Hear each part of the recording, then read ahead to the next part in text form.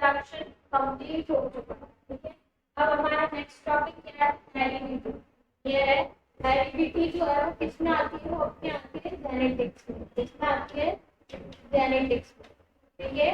अब बेटा जेनेटिक्स जो है उसमें दो चीजें आती है ना। एक तो आती है इनहेरिटेंस एंड हेरिडिटी,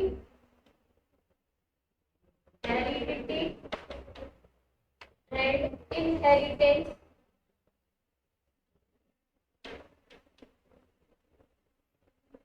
ठीक है। और क्या आ जाता है अपने, और आ जाता है molecular basis of inheritance, molecular basis. बेटा ये क्या है कि आपके 12th में आपको देखने को मिलेगा, 12th का चैप्टर नंबर 5 है, वो तो क्या है आपके हेरिडिटी और इनहेरिटेंस से रिलेटेड, ठीक है। और तो आपके 12th का 12th क्लास का छठा चैप्टर 6th चैप्टर है, वो आपको कौन सा मिल जाएगा, मॉलिक्यूलर बेसिस मिल जाएगा। तो क्लियर है आगे ना, ठीक है। अब देखो क्या होगा, अगर बात करें इन हेरिडिटी की, तो हेरिडिटी में आता है इनहेरिटेंस, इनहेरिटेंस एंड वेरिएशन।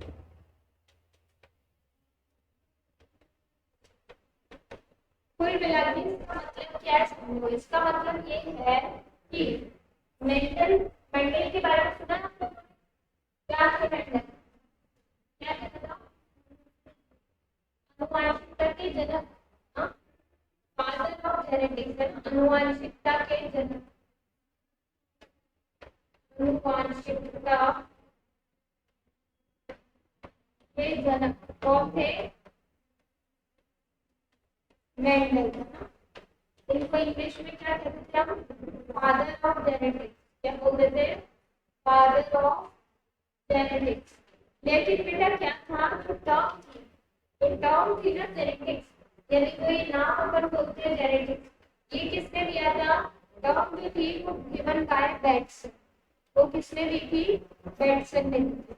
बेट्सन ने नाम दिया था जेनेटिक्स, और बाकी जेनेटिक्स के बारे में पहली बार अध्ययन करने वाले कौन थे, मेंडल थे। इसीलिए हम इनको क्या कहते हैं, आनुवंशिकता के जनक कहते हैं। बोलो बात समझ आ गई, क्लियर है, ठीक है। अब आता है अपना आगे देखना, कुछ नोट करवा दूंगी। अब देखना क्या होता है, जो अपना पहला वाला टॉपिक है, क्या है पहला वाला टॉपिक, पहला वाला टॉपिक है विविधता। पढ़ो एनसीईआरटी में हिंदी में लिखा होगा तुम्हारे घर में, पढ़ो क्या है उसमें चैप्टर का नाम,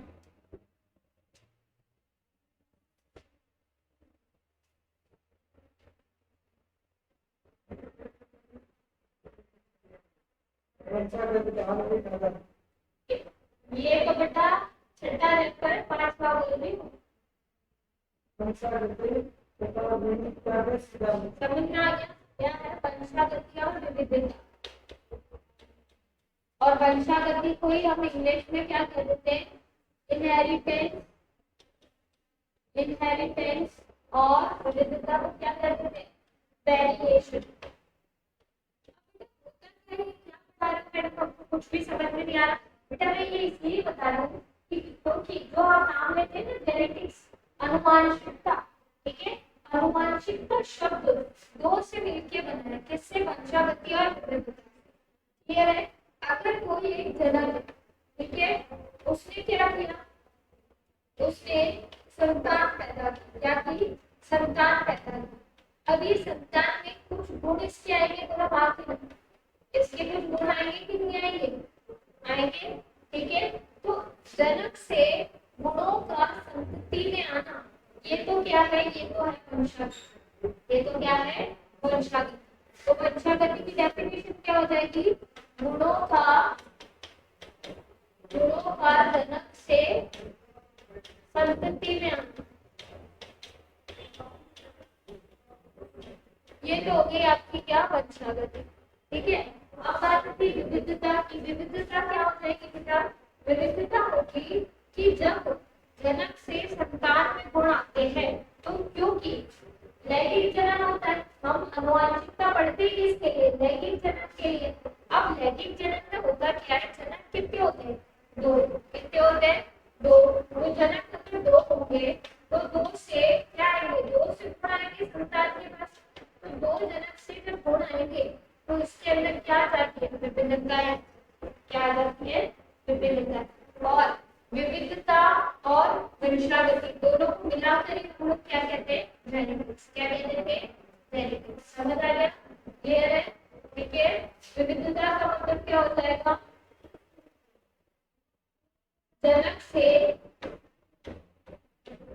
संतति में गुण स्थानांतरण के समय, गुण स्थानांतरण के समय क्या आ जाती है, समय विविधता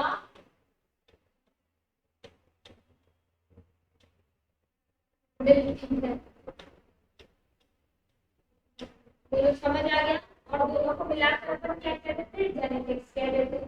क्लियर हो गई बात, ठीक है। अब जेनेटिक्स में सबसे पहला एक्सपेरिमेंट किसने किया था, मेंडल ने किया था, पता है ना आपको, किसने किया था, मेंडल ने। किसके ऊपर किया था, किसके ऊपर किया था, पी प्लांट पर। किसके ऊपर किया था, पी प्लांट पर। पी मतलब मटर के पौधे पर, ठीक है। और मटर का पौधा भी कैसा लिया था, गार्डन मटर लिया था।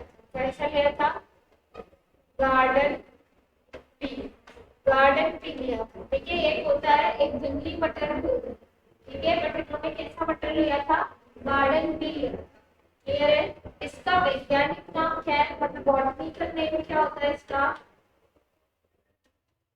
बॉटनिकल नेम होता है इसका हाइजम सटाई। क्या होता है, हाइजम सटाई। क्लियर है।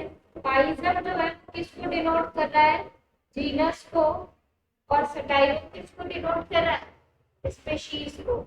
ये तुम्हें पता है कि कोई भी बॉटेनिकल नाम में, ठीक है, पहला अक्षर किसको डिनोट करता है, पहला अक्षर डिनोट करता है जीनस को, और दूसरा किसको करता है, स्पीशीज को।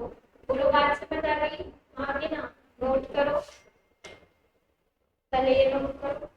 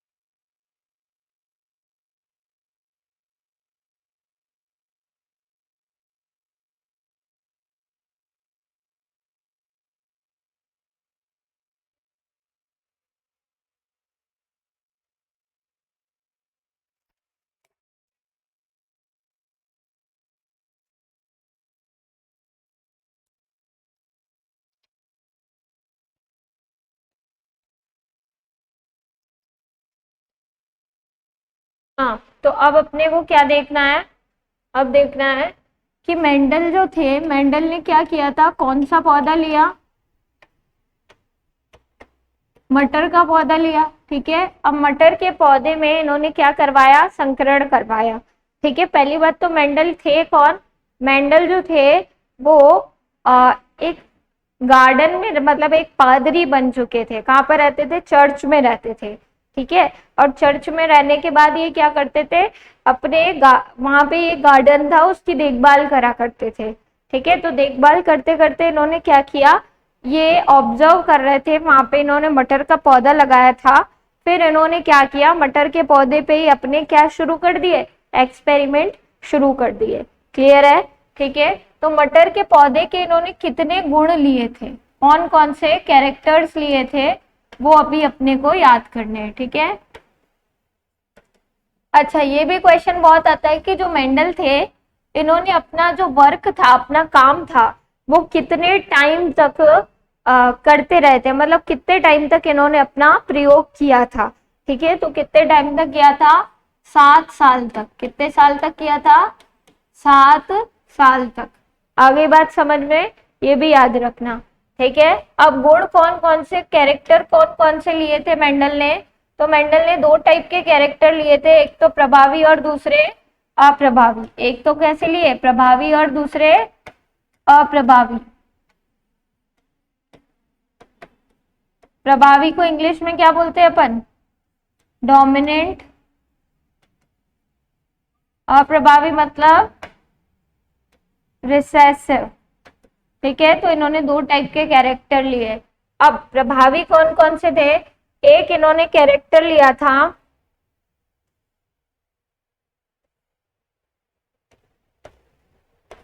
फली का रंग, जो फली होती है मटर की, ठीक है, उसका रंग कैसा है। अब रंग में प्रभावी रंग कौन सा था, हरा, और अप्रभावी कैसा था, अप्रभावी कैसा था, पीला। ठीक है,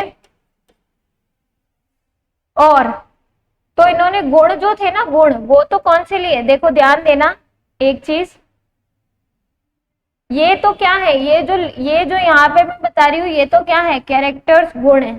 ठीक है, फिर ये प्रभावी अप्रभावी क्या है, ये इसके ट्रेट्स है। क्या है, ये इसके ट्रेट्स है। समझ आ रही है बात। गुण के अंदर, गुण जो है, गुण तो कौन सा है, यानी कैरेक्टर तो कौन सा है, फली का रंग। अब ऐसे कितने लिए इन्होंने, ऐसे कितने कैरेक्टर लिए इन्होंने, 7। कैसे कैरेक्टर कितने लिए, 7, 6 और ये 7। क्लियर है, कितने कैरेक्टर्स लिए, 7। उन सातों में विशेषक कितने थे, 2-2 विशेषक थे। हर एक का कितने विशेषक थे, 2-2 विशेषक थे। तो टोटल विशेषक कितने हुए बताओ, 14 हो गए। कितने हो गए, 14, 14 विशेषक हो गए।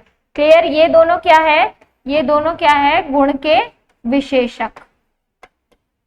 विशेषक को इंग्लिश में हम बोलते हैं ट्रेट्स। क्या बोलते हैं, ट्रेट्स। क्लियर है। अब देखो, फली के रंग का क्या था, हरा प्रभावी और पीला अप्रभावी। ठीक है, फली का आकार, फली के आकार का क्या था, फली के आकार का था कि फली कैसी है, फूली हुई है या मुरझाई हुई है। कैसी थी, फूली हुई है कि मुरझाई हुई है।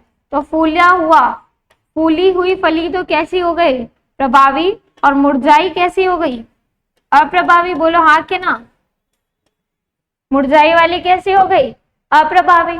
ठीक है, और क्या लिया इन्होंने लिया बीज का रंग। क्या लिया, बीज का रंग। जब हम मटर को खोलते हैं तो अंदर बीज निकलता है, बोलो हाँ कि ना।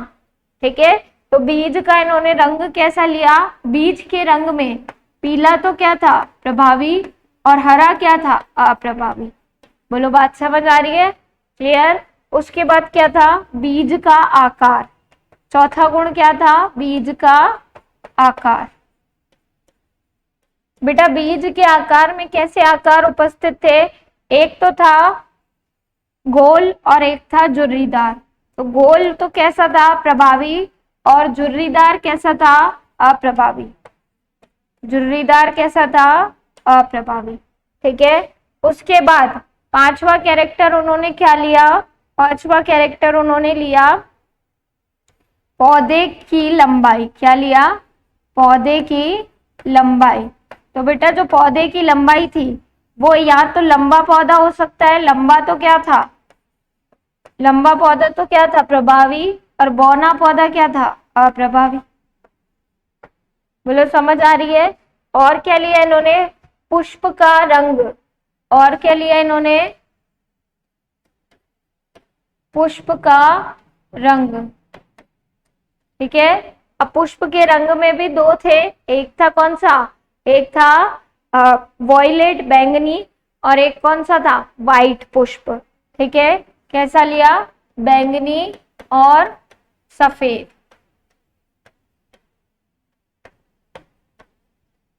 ठीक है। ये कौन सा हो गया? छठे नंबर का। छठा मैंने यहाँ क्यों लिखा? क्योंकि वह दिख नहीं रहा था। ठीक है। सातवां कौन सा होगा? सातवां था जो फली है वो कैसे लग रही है। ठीक है, यानी लगने का जो क्रम है वो कैसा है? अक्षीय है या अंतः है? ठीक है, कैसा है? अक्षीय है कि अंतः है? यानी अक्ष पे लग रही है कि सबसे ऊपर टिप पे लग रही है? ठीक है, तो अक्षीय या अंतः। स्थिति किसकी स्थिति? फली की स्थिति।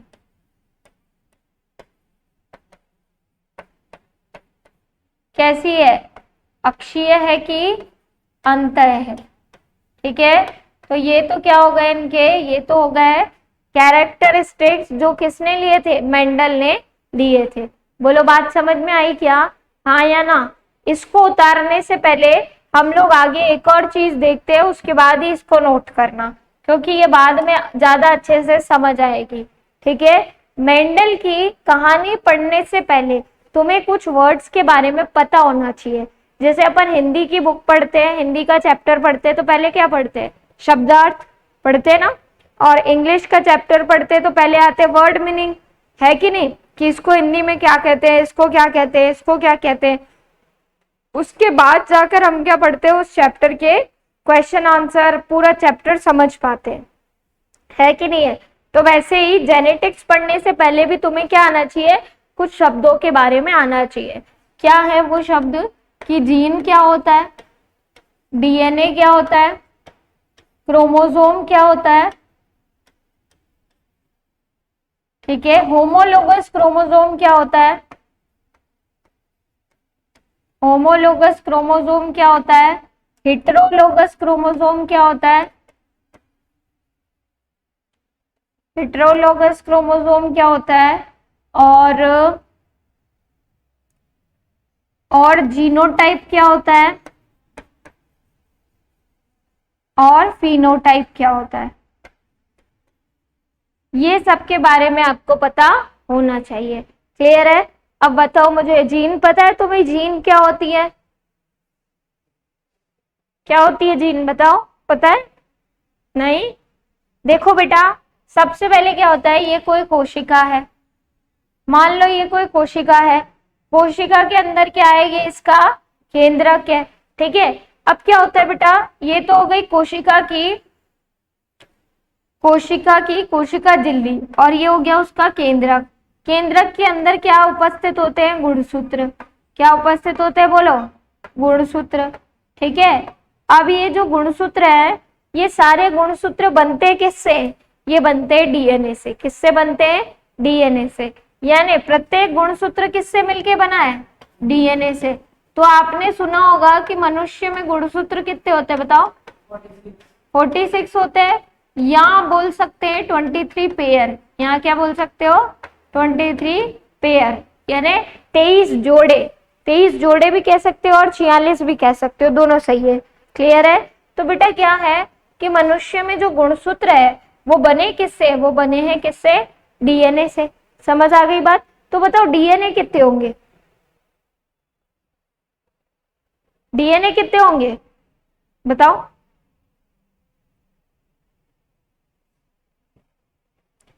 अरे बच्चों, जितने अपने गुणसूत्र होते हैं उतने ही क्या होते हैं? डीएनए होते हैं। जितने गुणसूत्र होते हैं उतने ही क्या होते हैं? डीएनए होते हैं। बात समझ में आ गई? ठीक है, इसीलिए हम क्या बोलते हैं कि जो गुणसूत्र है वो किससे मिलके बना है, डीएनए से मिलके बना है। समझ में आ गई। जब डीएनए क्या हो जाता है, डीएनए फोल्ड फोल्ड बहुत ज्यादा फोल्ड हो जाता है, तब क्या बन जाता है, गुणसूत्र बन जाता है। समझ में आ गई कहानी। ठीक है, जब डीएनए क्या हो जाता है, डीएनए बहुत ज्यादा फोल्ड हो जाता है, तब क्या बना लेता है, गुणसूत्र बना लेता है। इसका मतलब डीएनए भी कितने होंगे, 46। बोलो हाँ कि ना। समझ आ गई बात। ठीक है, अब देखो क्या होता है, जीन किसको बोलते हैं, ये गुणसूत्र है, इसके अंदर क्या उपस्थित है बेटा, इसके अंदर उपस्थित है डीएनए। बोलो हाँ कि ना, मानते हो कि नहीं। ये अंदर जो पड़ा है ये क्या है, ये क्या है, ये है डीएनए। समझ आ रही है क्या कहानी, हाँ कि ना। ठीक है, अब ये हो गया डीएनए। अब ये डीएनए के ऊपर, ये डीएनए का इतना सा भाग, ये फिर इतना भाग, फिर इतना भाग, फिर इतना भाग, फिर इतना भाग, अगर मैं क्या कर दूं, डीएनए के टुकड़े कर दूं, तो डीएनए के टुकड़े ही क्या होते हैं, जीन। क्या होते हैं डीएनए के टुकड़े, जीन। जैसे कि मैंने क्या किया, मैंने इस डीएनए को मान लो कहाँ निकाल दिया, बाहर निकाल दिया। कहाँ निकाल दिया, डीएनए को बाहर निकाल दिया। ठीक है, तो ये डीएनए के जो छोटे छोटे खंड होंगे, ये खंड है डीएनए के, इसी को हम क्या बोलते हैं, इसी को हम लोग बोलते हैं जीन। समझ आ गई क्या कहानी, हाँ कि ना, क्लियर। ठीक है, तो क्या परिभाषा लिखेंगे जीन की, बताओ। डीएनए के वो खंड, डीएनए के वो खंड जो प्रोटीन बनाते हैं, जो क्या करते हैं, प्रोटीन बनाते हैं।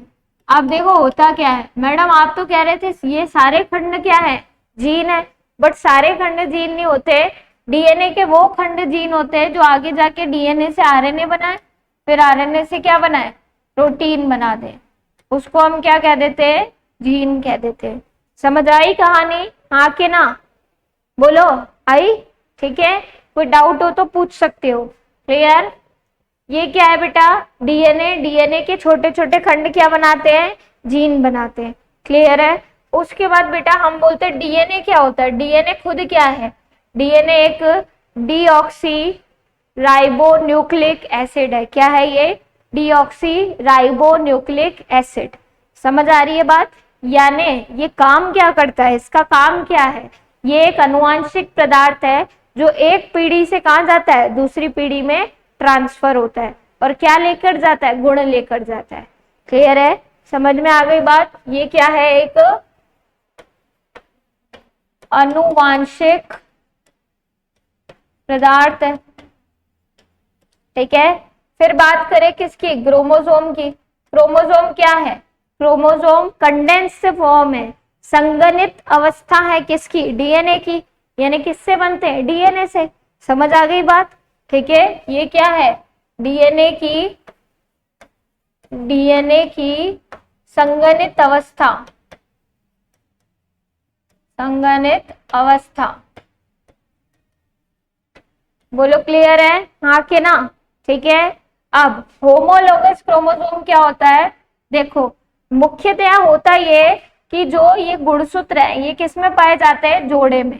किसमें पाए जाते हैं, जोड़े में। हो सकता है बिना जोड़े के भी हो, ठीक है, पर अगर ये जोड़े में है, जोड़े का क्या मतलब है, ये दो गुणसूत्र बिल्कुल समान होंगे। कैसे होंगे, बिल्कुल समान। और ये आगे वाले दो कैसे होंगे, ये भी बिल्कुल समान। क्लियर है। तो जो गुणसूत्र बिल्कुल समान होते हैं उनको अपन क्या बोल देते हैं, होमोलोगस गुणसूत्र। क्या बोल देते हैं, होमोलोगस गुणसूत्र। यानी कैसे गुणसूत्र, समान गुणसूत्र। कैसे गुणसूत्र, समान गुणसूत्र, जो किसमें उपस्थित हो, जोड़े में। बोलो हाँ कि ना, जो किसमें उपस्थित हो, जोड़े में। अच्छा, उल्टा लिख दिया मैंने, एक सेकेंड, अभी सही कर देते। ये तो क्या हो गया, समान गुणसूत्र किसमें है, जोड़े में।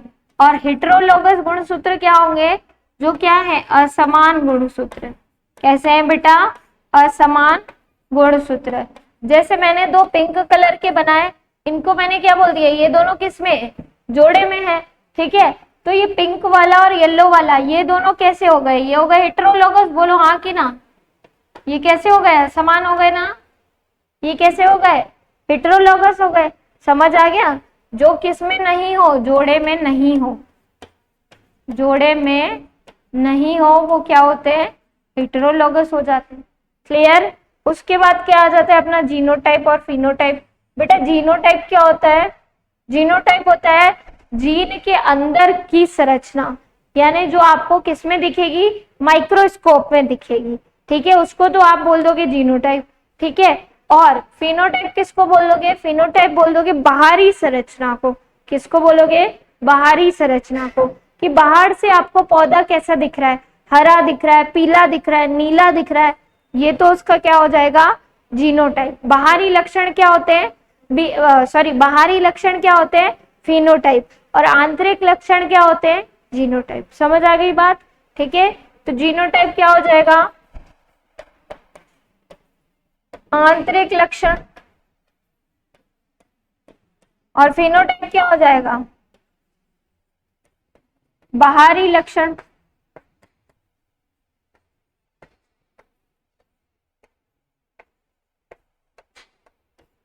बोलो क्लियर है कि नहीं है, आगे समझ में, नोट करो।